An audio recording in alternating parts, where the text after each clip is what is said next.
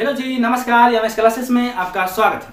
जी दोस्तों, जैसा कि हमारा कक्षा 10 की केमिस्ट्री का जो सब्जेक्ट है वह स्टार्ट हो चुका है और हमारा आज जो हेडिंग है वह भौतिक परिवर्तन है। भौतिक परिवर्तन क्या होते हैं कि वह अवस्था जो किसी वह वस्तु जो एक अवस्था से किसी दूसरे अवस्था में बदल जाता है। जी दोस्तों, जब कोई पदार्थ एक अवस्था से किसी दूसरे अवस्था में बदल जाता है तो उसे भौतिक परिवर्तन कहते हैं। जी दोस्तों, कि भौतिक परिवर्तन क्या होता है जब कोई पदार्थ एक अवस्था से किसी दूसरे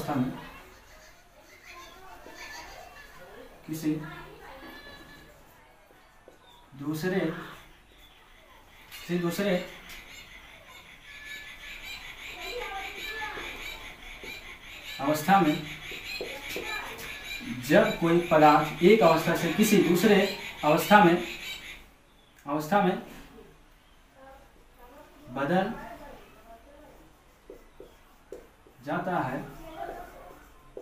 जाता है तो उसे भौतिक परिवर्तन कहते हैं। जी दोस्तों, जैसा कि यह परिवर्तन हमारे दैनिक जीवन में होता रहता है।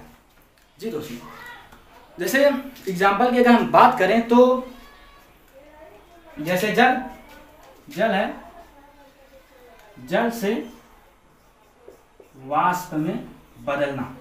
जी दोस्तों, जल है, एक अवस्था से किसी दूसरी अवस्था में बदल जा रहा है तो उसी को हम भौतिक परिवर्तन कहेंगे। जैसा कि आप जान रहे हैं कि जो यह परिवर्तन हो रहा है, इस परिवर्तन से आप भौतिक परिवर्तन का परिभाषा जो है उनसे आप निकाल सकते हैं। जी दोस्तों, और एग्जाम्पल अगर ले हम, जैसे जल से वाष्प बनना और जल से बर्फ में बदलना। जी दोस्तों, जल से बर्फ में बदलना, इसे भौतिक परिवर्तन कहते हैं।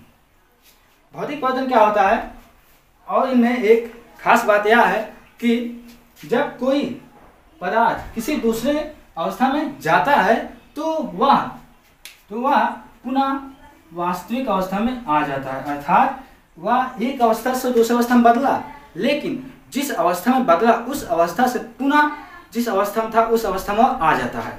जी दोस्तों, देख रहे हैं आप, जैसे कि जल है, जल से वाष्प में बदल जाता है और वाष्प से भी जल में आ जाता है। वाष्प में जल में बदल जाता है। और अब हमारा दूसरा टॉपिक है कि रासायनिक परिवर्तन। और रासायनिक परिवर्तन क्या होता है। जी दोस्तों, जो ये रासायनिक परिवर्तन है इनकी परिभाषा क्या होती है, हम आपको बताते हैं कि इनकी परिभाषा होती है जब कोई दो या दो से अधिक पदार्थ आपस में संयोग करते हैं। जी दोस्तों, जब कोई दो पदार्थ आपस में संयोग करते हैं तो वहाँ से जो किसी एक नए पदार्थ का निर्माण करते हैं वही हमारा क्या होता है, भौतिक परिवर्तन होता है। जब कोई दो या दो से अधिक पदार्थ आपस में संयोग करते हैं और संयोग के बाद जो एक नए पदार्थ का निर्माण करते हैं उसी को हम रासायनिक परिवर्तन कहते हैं। जैसे हम लिखें तो जब कोई दो या दो से अधिक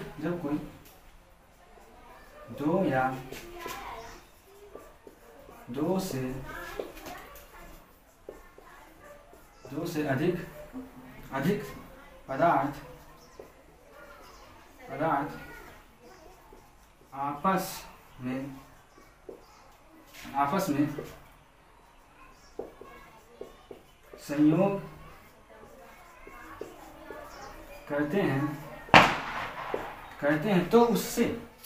संयोग करते हैं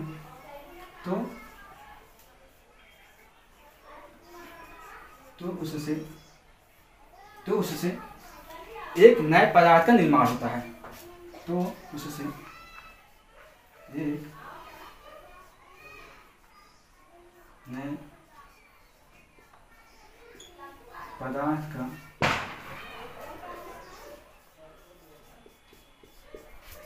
निर्माण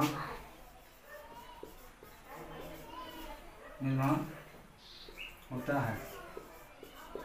जी दोस्तों, रासायनिक परिवर्तन उसे कहते हैं जब कोई दो या दो से अधिक पदार्थ आपस में संयोग करते हैं तो उससे एक नए पदार्थ का निर्माण होता है, उसे हम रासायनिक परिवर्तन कहते हैं।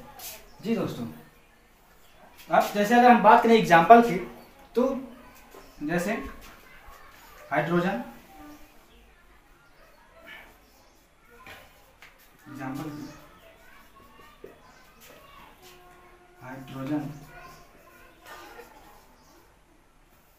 हाइड्रोजन और ऑक्सीजन।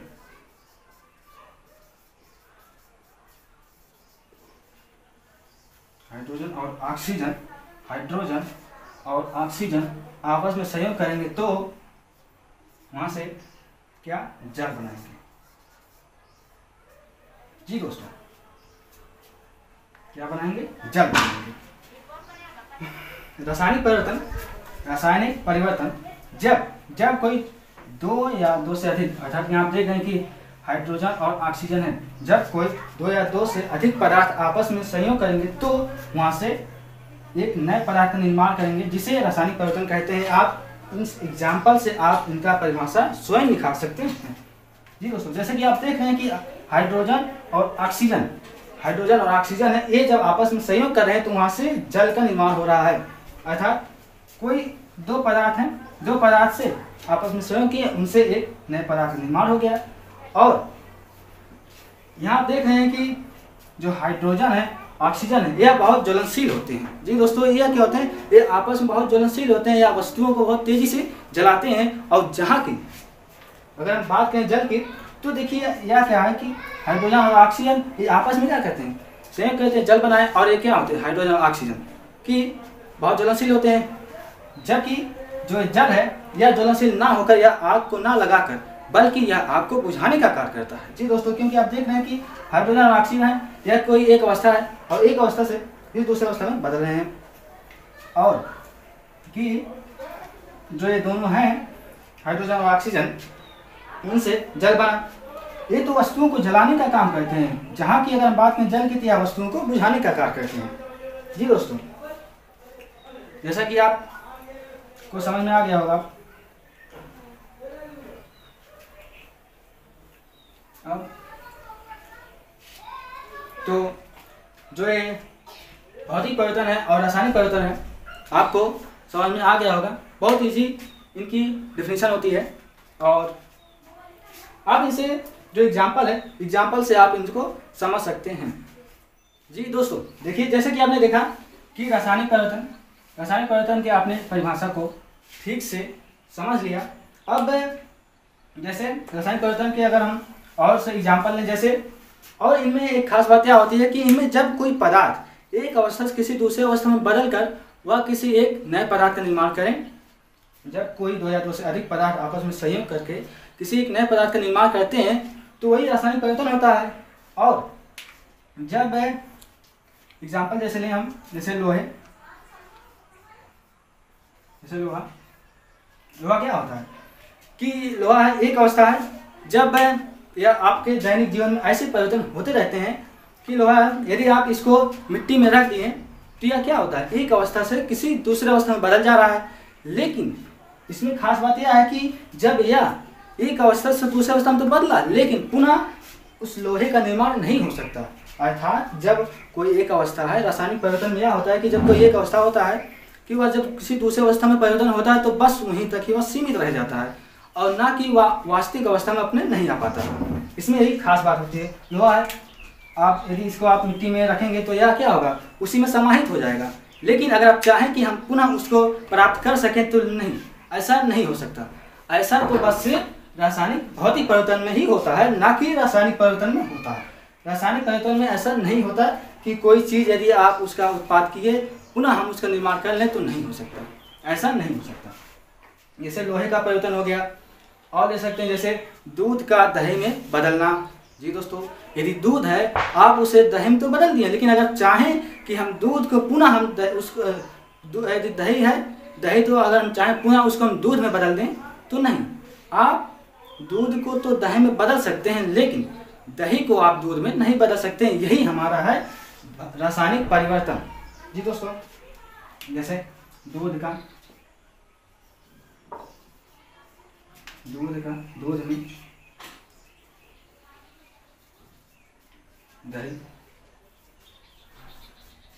दही में बदलना। जी दोस्तों, जैसा कि दूध है, दूध का दही में बदलना, क्या हो गया। ऐसे बहुत से आपके दिनचर्या में ऐसे परिवर्तन होते रहते हैं। जी, अब हम चलेंगे, हमारा नेक्स्ट टॉपिक होगा कि जब ये रासायनिक परिवर्तन होते हैं, जी दोस्तों, जब ये रासायनिक हमारे परिवर्तन होते हैं तो उनमें क्या क्या चीज़ें शामिल होती हैं। जब कोई भी चीज़ होगा, किसी भी चीज़ का निर्माण जब होगा तो उनमें कुछ न कुछ चीज़ें तो बिल्कुल ही शामिल होंगी। तो हम वही बात करेंगे कि जब रासायनिक परिवर्तन हो रहा है, जब कोई दो या दो से अधिक पदार्थ आपस में संयोग करके किसी एक नए पदार्थ का निर्माण कर रहे हैं, तो उनमें क्या क्या चीज़ें शामिल होती हैं, हम उनका अध्ययन करेंगे। जी दोस्तों,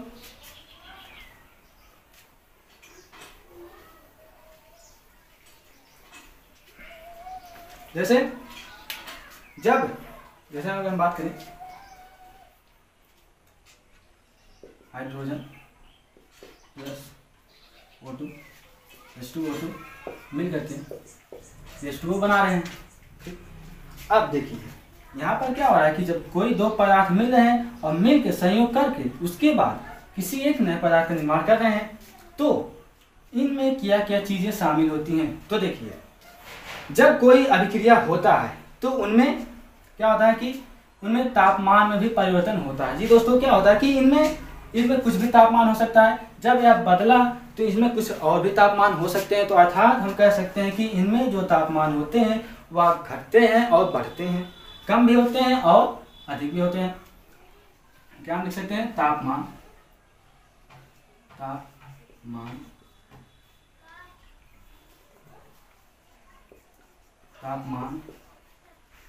पहला हमारा तापमान में परिवर्तन। जी दोस्तों, तापमान में परिवर्तन।